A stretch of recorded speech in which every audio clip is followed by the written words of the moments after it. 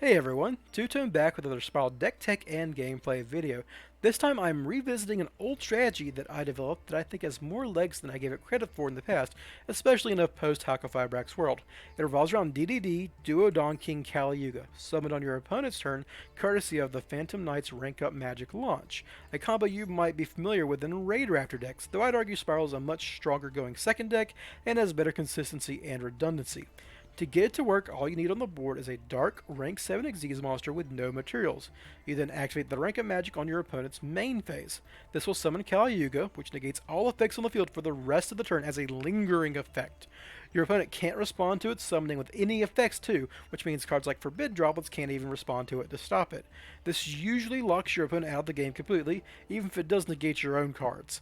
The only real way to play around this that I know of is setting a lot of back row, which Kali Yuga itself can interact with its spell speed 2 Heavy Storm style effect. That's even nastier than Rongo in some ways, because Rongo never really interacted with the back row decks that much. So, how do you enable it? Well, to get a dark rank 7 Xyz monster on the field with no material, in the past I was using Volophernagus, who I'll bring up now, give me just a second.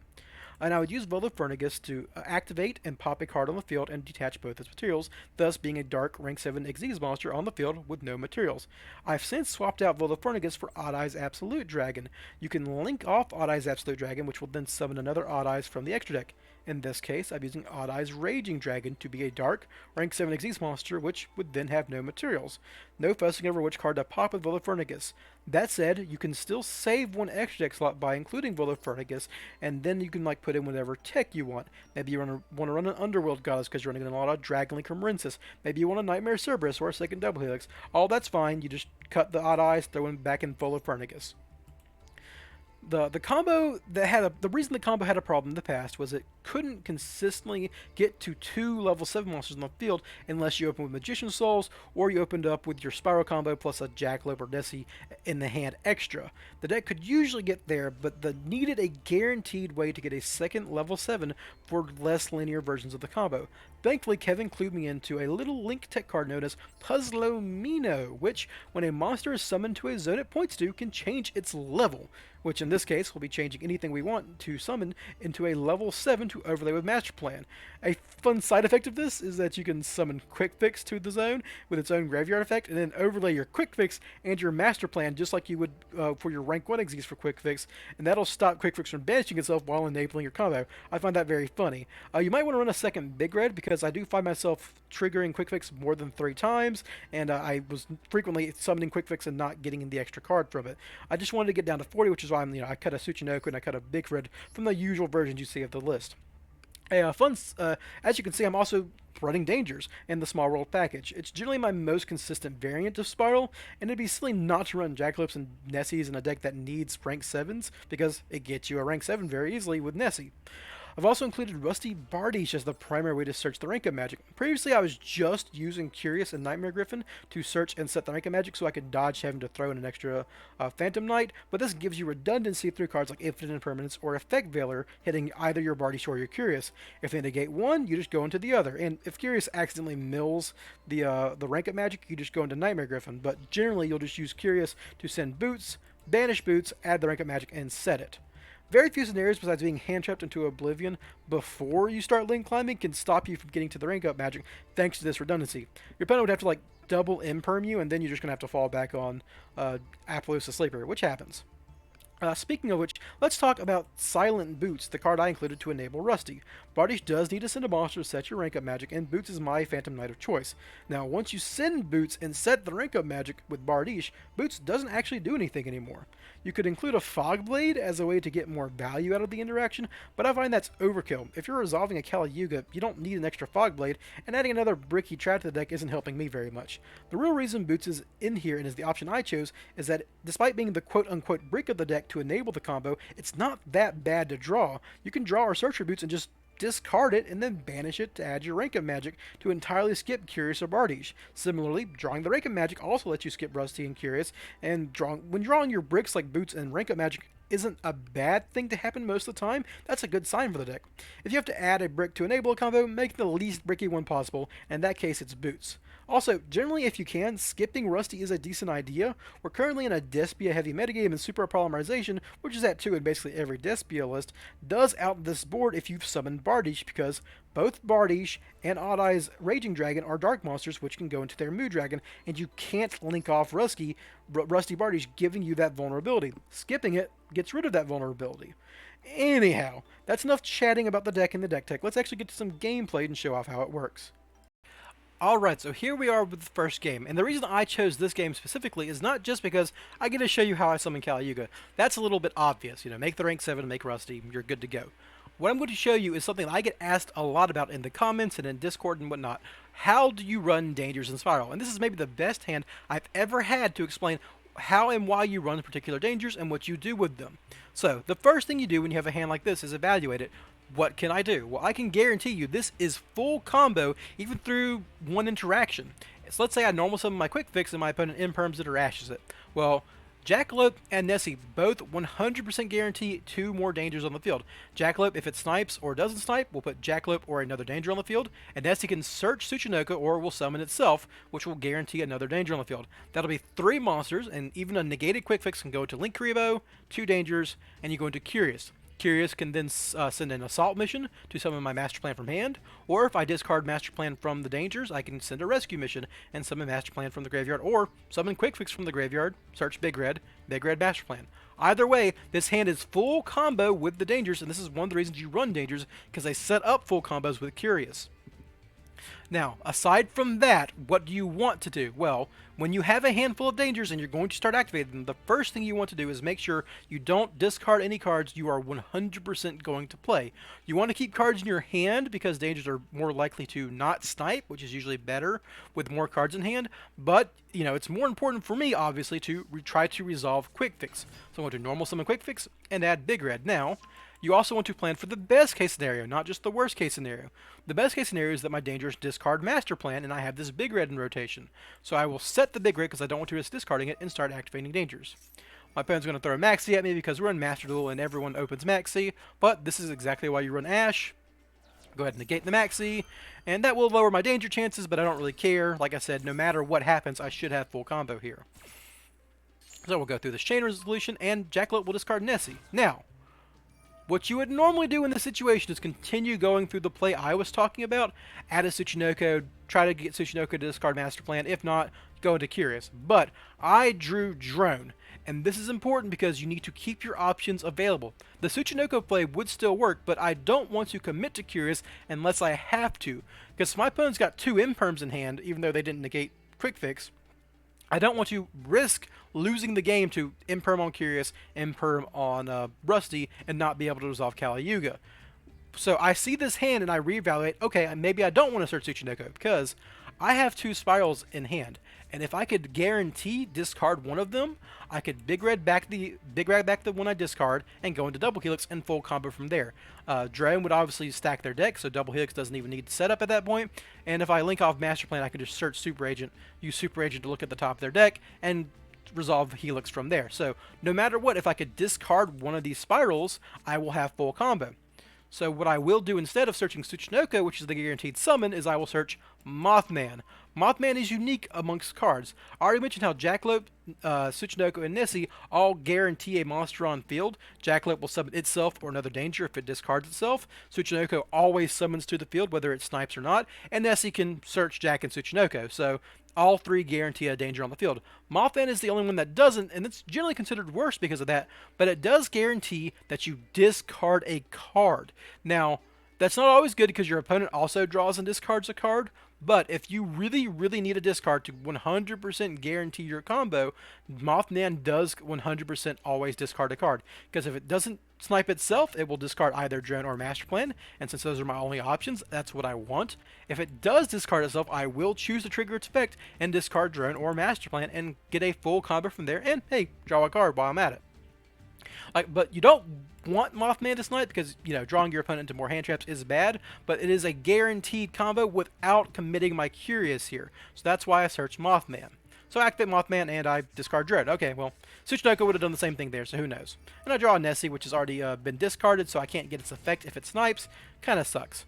But you know, I'm going to stack my opponent's deck. At this point, I realize they're on Sky Striker, so they are a board breaking deck, but they do require spells to resolve to do anything, and most of them are the ones that matter are generally sorcery speed, or if it's Widow Anchor or something, needing more spells in graveyard before it does anything. Regardless, Helix is going to summon my Master Plan, and at this point, I have both Master Plans in rotation. And this is why I'm not worried about this Nessie or whatever, and why I don't have to go into Puzzle Amino. I drew one Master Plan, and Helix will summon the second one. All I have to do is get this Master Plan in rotation somehow, and I've got a dozen ways to do it, and I can get my 2 level 7s. This Nessie is just, like, for vanity. I might as well use it because it's never going to have any other purpose otherwise, because I've already discarded it for its effect. And if I don't snipe it, well, it's a free summon. But I snipe it because I'm not that lucky. And that's fine. So I'm just going to go ahead and go into Board Blocker and chain block my Master Plan just in case. I mean, I assume my opponent with an Ash at this point, but there's no reason not to be safe. To go ahead and discard my Rescue Mission, add Quick Fix and Resort. And I'm going to show you a really funny play that I can do. So I'm going to go ahead and Rescue Mission back my Master Plan, obviously, because I need to get both Master Plans on the field at some point. Add my Rescue Mission, and then we'll Quick Fix, discard, Quick Fix. And this is how I'm going to get 3 discards out of this little setup here. I'm going to go ahead and add my Last Resort, Quick Fix, discard Master Plan, and now I can go into my rank 1 Xyz monster, Dullahan, who is also dark, which is important here. Detach Quick Fix, discard, Rescue Mission, summon Quick Fix. And now, I use double Quick Fix to get both Master Plan and Rescue Mission in graveyard. And there you go. I can go ahead and link these 2 off into Rusty Bardiche. That's why I'll run Dullahan in this list, also for curious. Send Boots, set the rum. We're good to go. I just got to Rescue Mission back my last Master Plan, add my last Rescue Mission, and we'll just overlay into our rank 7 Xyz, Absolute Dragon. I'm just going to link these all off into Appaloosa.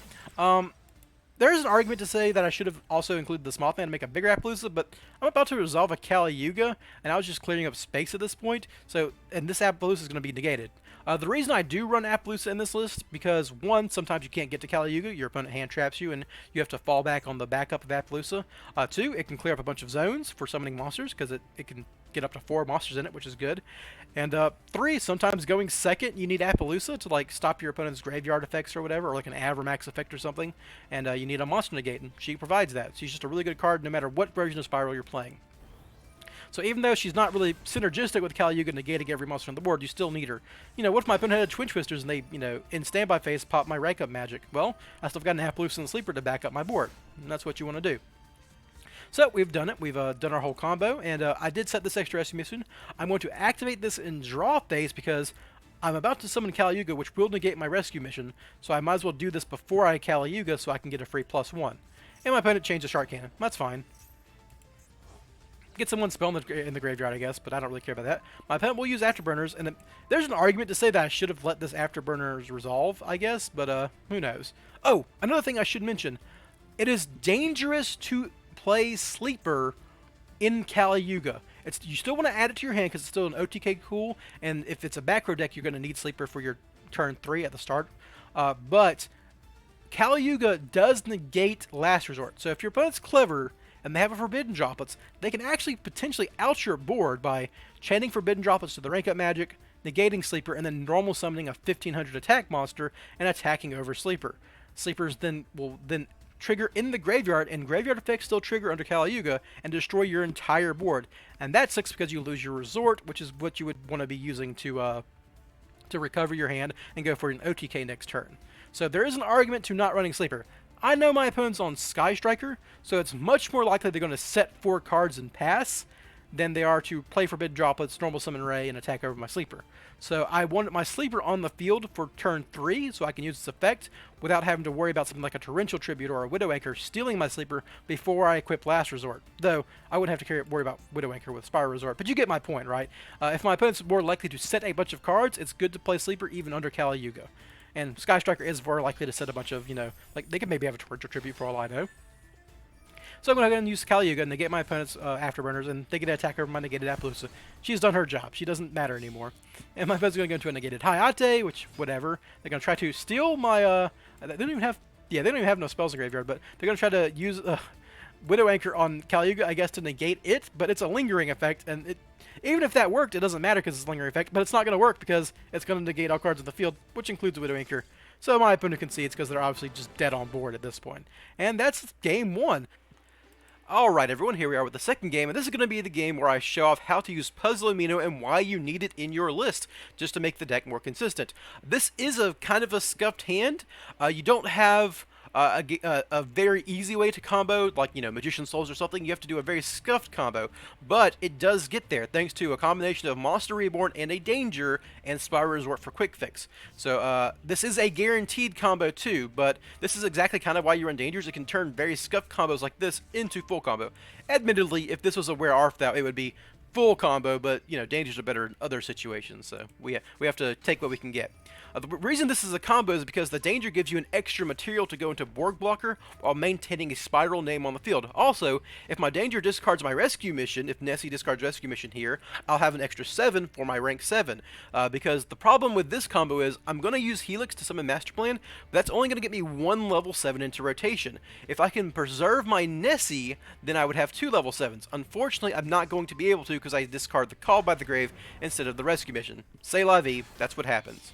Amusingly, I draw a rank up magic, which is going to allow me to skip my Rusty Bardiche later, but I will explain to you how I would still combo if I didn't draw the rank up magic. So, I can go ahead and use this Big Red to summon Quick Fix, then I can use Quick Fix to get droned, and this is why the Danger full combos me. I can link off my Linkuriboh and my Danger Nessie for a Borg Blocker to discard my drone, and then use the Monster Reborn on drone. As you might expect, if I had discarded this Rescue Mission, I could have linked off Quick Fix here, and then Rescue Mission back Quick Fix, and then did the same combo, but I would have Nessie on the field still. But, that's fine, no big deal really. I can just still have a full combo here. I can reborn my drone plus Quick Fix will make Helix after stacking their deck, and that will get my Master Plan into rotation, and from there, you're just full comboing. So I'm going to go ahead and use Call Monster card, put an Ash on top, of course. Master Plan, go get a Rescue Mission. And Quick Fix, discard Rescue Mission. Now, there is a secondary way to get another Master Plan into rotation. When I link off Master Plan, I could add Master Plan to hand with the Spiral Resort that I get. And then if I had gotten an Assault Mission into rotation here, I could discard that with Quick Fix and Assault Mission in a Master Plan. But I would have to find another way to discard a Rescue Mission because I'm using my Quick Fix to discard the Rescue Mission that I need to summon the Master Plan that I'm going to link off. It's a little funky, but you could still do it. You'd have to use a Nightmare Unicorn and bounce something, but it's not worth doing. This is a more consistent way to do it, and I'll show you how. So use Quick Fix at our last resort, which is fine. I mean, we're not even going to need it. We're not even going to Sleeper here, really. So we're going to go ahead and use Linkuriboh to get Quick Fix in the graveyard. I did use the old trick where you chain Rescue Mission to Quick Fix to summon it, because I was going to need another discard, and I was going to need this Linkuriboh as material. Now, I'm going to go into Puzzle Amino here. The summoning conditions for Puzzle Amino are 2 differently leveled monsters, in this case Master Plan and Quick Fix, and that's fine, but what would you do in this situation if you didn't have the rank up magic, right? I've got all these link monsters, and I'm skipping my Rusty to go into rank up magic. Well, in this particular case, Puzzle Amino's obviously got his zone blocked, but I'm going to go into Appaloosa to open up its zone. If I didn't have the rank up magic, what I would do is I would first use Borg Blocker and Linkuriboh to go into Rusty Bardiche in this extra monster zone. Then I would summon Puzzle Amino to this zone, freeing up this space for Puzzle Amino to change a monster's level. So, I know it's a little weird because I drew the rank up magic, but that's what I would have done if I didn't have the rank up magic. This way I can make Appaloosa instead of Rusty Bardiche, which is slightly better, I guess. So I link all these off into Appaloosa to free up my Puzzle Amino zone, and I'm going to use the Super Agent that I added to Call Monster and summon to the Puzzle Amino zone, turning it into a level 7 Rescue Mission back my Master Plan, and Master Plan add another Rescue Mission. Now I can link off into my Odd Eyes, or Xyz off into my Odd Eyes Absolute Dragon, and link those off into a generic 3. I don't really have a better option for this Unicorn because I already used my Appaloosa to clear zones, and maybe that was a mistake on my part, or a bit of being imprecise, because generally I'm going to use Odd Eyes Absolute Dragon to go into Appaloosa. It's just more efficient that way. But, I mean, Unicorn's fine. It's a big body, and I can make it into Access Code next turn, so it's not that bad, and considering I'm going to Kali Yuga my opponent, a 2200 attack body is just fine. If I had one more material, I could have gone into Nightmare Unicorn and set or Nightmare Griffin and set a Big Red, but I didn't, so it's fine. So I'll go ahead and set my Rescue Mission, set my Rank Up Magic, and we're good to go. So I'm going to Rescue Mission preemptively, because obviously Kali Yuga will negate this Rescue Mission, so I might as well use its effect to get my value first with Super Agent. And I'm not going to plan on summoning Super Agent from the graveyard to pop a card, because I'm about to negate everything on the field. So my opponent opens up with a Lightning Storm. That would normally beat a lot of Spiral boards, if you don't have any Omni Negates or anything. But Kali Yuga is a little bit better than the Omni Negate. It negates all things, not just like any one thing. So negate all, negate the lightning storm, and my opponent does a very funny play. They're Fluandereeze, and they just normal summon Barrier Statue of the Stormwinds. In a very roundabout way, this would stop some spiral boards or some spiral hands from OTKing. The way I would OTK typically is, you know, link up into an Axis Code Talker and attack for lethal, or summon a Sleeper and attack for lethal. Things that I cannot do under a Barrier Statue of the Stormwinds. So this might potentially buy my opponent a free turn where I have to attack over it before I can set up a play. And frankly, this deck doesn't have a big board once you go out Appaloosa or Kali, and Kali-Yuga has already used its effect. So if my opponent gets another turn, they maybe could beat me. Unfortunately, they're not going to get another turn because Spiral has very clever ways to get around cards like this. I do have two big bodies, and this is kind of why having Nightmare Unicorn left on the field was pretty good. I can summon my Super Agent with a normal summon, and then equip the Last Resort that I searched to send a rescue mission. And thankfully, Kali-Yuga is a very big body who puts out a lot of damage, so this is already a 5,700 damage. This is going to be 900 damage. That's going to get me up to 66. I only need 1,400 damage, and with a rescue and graveyard, once I attack over this barrier statue, I can rescue during the battle phase to summon my double helix to get that last bit of damage I need for lethal. And yeah, there you go. That's a Puzzle-Amino combo with Spiral. I hope you enjoyed that. Let's get on to game number 3. And this is going to be a much more interesting game, showing why I think Kali-Yuga might be a very good choice for the metagame or Master Duel specifically because of a particular card that's still legal.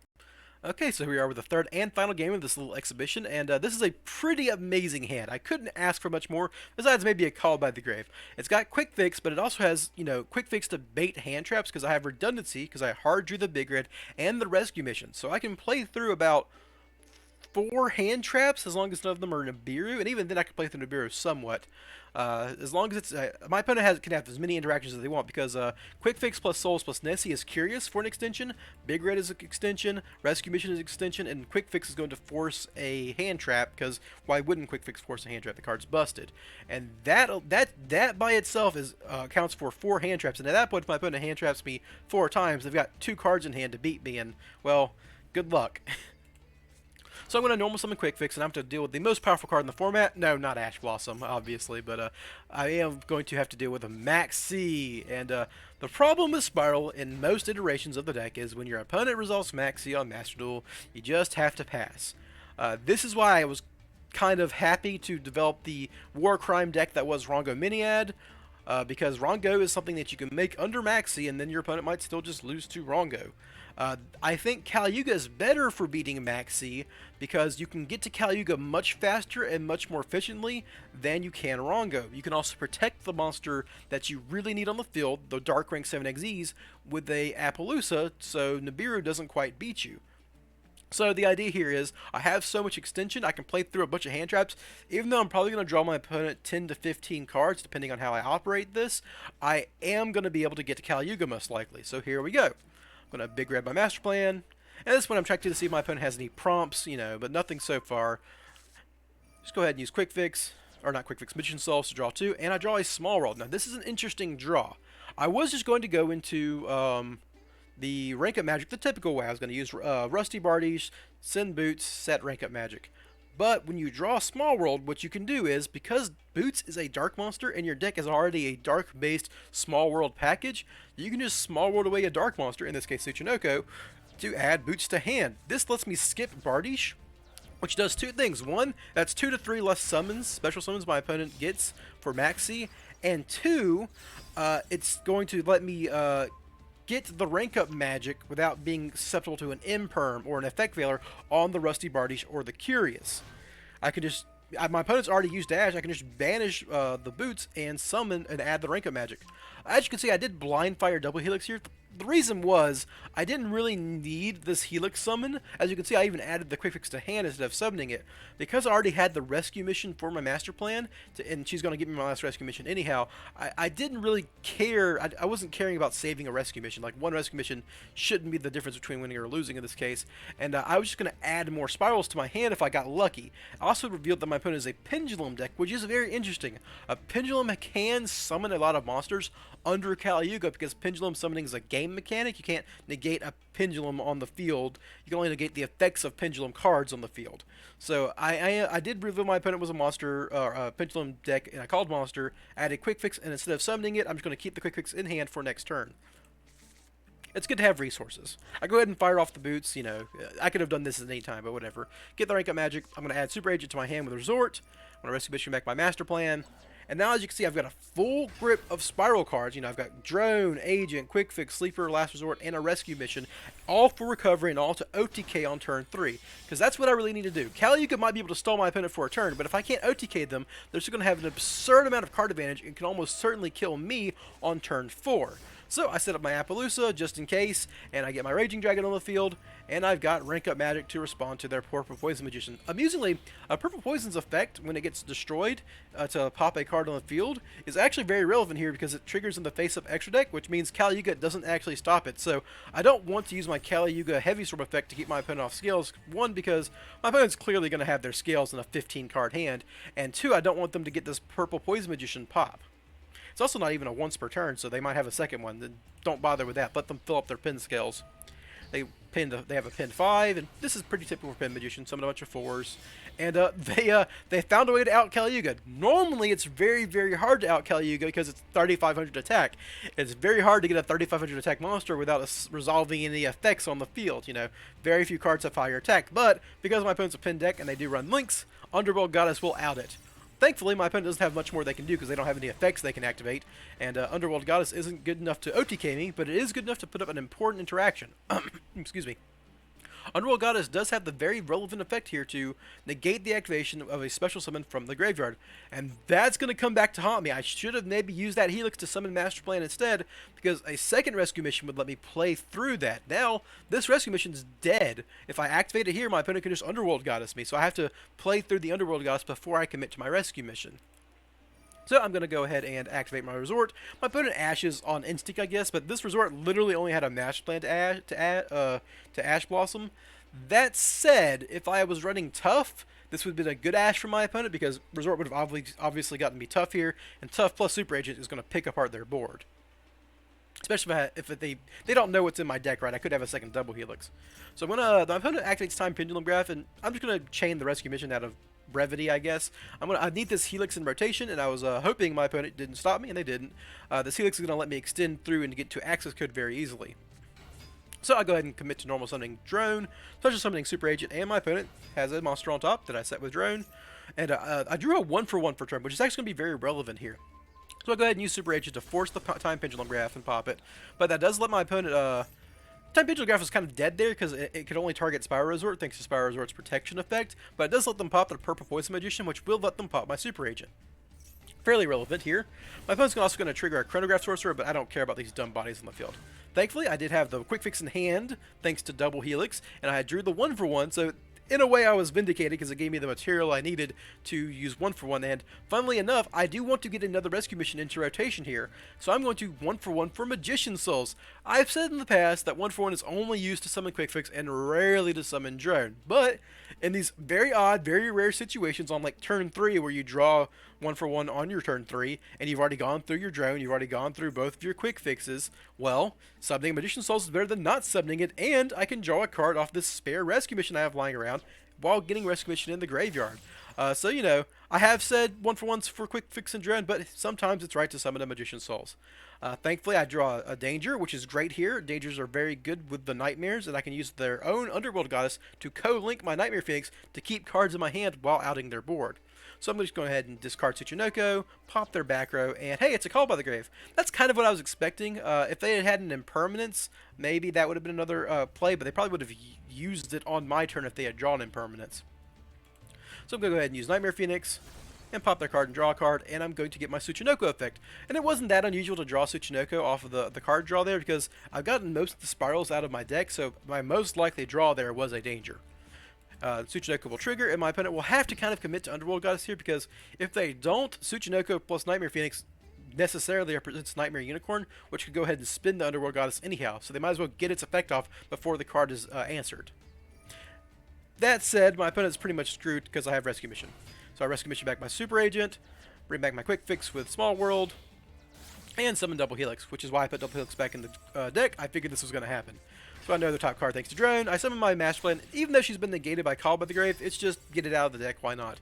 And I'm going to summon my Unicorn here. I could have summoned it here to Code-Link, but I wasn't even planning on using the effect because I can out my opponent's entire board with just Access Code and Sleeper, so I just needed Unicorn to be a Link 3 monster for Access Code Talker. Drop Sleeper, drop Last Resort, and thankfully, there's a very funny thing where Underworld Goddess is immune to non-targeting effects, so Access Code Talker can't actually pop her because Access Code does not target.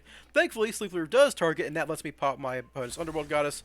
Now I can pop their doofuses they summoned off of Chronograph Sorcerer, and attack for lethal, because 53 plus 28, as you might know from previous Spiral videos, is lethal. And there you go, Spiral playing through Maxi, thanks to Kali Yuga, setting up a powerful hand that can OTK on turn 3. Let's get to a little conclusion. And there we have it. I hope you enjoyed watching the Kali Yuga shenanigans. While it's hard to say if any variant of Spiral is necessarily the best version, I think this is in the running for one of the best versions of Spiral. For one, the inboard of setting up Kali Yuga is obviously stupidly broken. Very few decks can play through it. And while you could say the same about my previous Rongo variation, the ability to run Dangers and Small World makes this deck better going second thanks to the Dangers, and is more consistent because Small World is a better, more consistent card. For Spiral, you have so many potential variants and options that you'd probably build your version of Spiral based on what you want to beat. The main thing I lose to in games is, of course, losing the coin flip, but more infuriatingly, I usually just lose to Maxi. I've lost a majority of my tournament losses to Maxi, so that's why I've been tinkering with these degenerate combo finishers like Rongo and Kali Yuga. These are cards that, once resolved, can beat a deck that's drawn 20 cards off Maxi. Kali Yuga specifically has performed incredibly for me, and while it's overall a small sample size, I went on like a 6-team win and 1 loss streak from Diamond 5 up to Diamond 2, so let me kind of show off for you real quick. So I lost a couple of games at the beginning when I was still doing Rongo stuff right here. A number of turns won, I just conceded to a combo that I couldn't beat. As you can see here, straight up 14 wins in a row, going from 4 to 3 to 2. And I only lost 1 game because I lost the coin flip there and couldn't play through their board. So this deck has been incredible for me just in getting footage. I didn't expect to climb the ranks so fast with such a gimmicky idea, but I think the deck is actually really strong. That's not the only game I beat Maxi with. I beat 3 resolved Maxis by resolving Kali Yuga. I think that first game, I just showed that game off because I liked the Small World for Boots play. Anyhow, that's basically it. If you like this video and these heavily detailed breakdowns of a very complicated deck, maybe drop a like or comment on the video. If you're feeling ambitious and want more content like this, subscribe to the channel. I'm getting decently close to 1,000 subs, which would be a huge accomplishment for such a niche Yu-Gi-Oh channel like this, and I'd love to see it. Anyhow, have a great day everyone. Goodbye.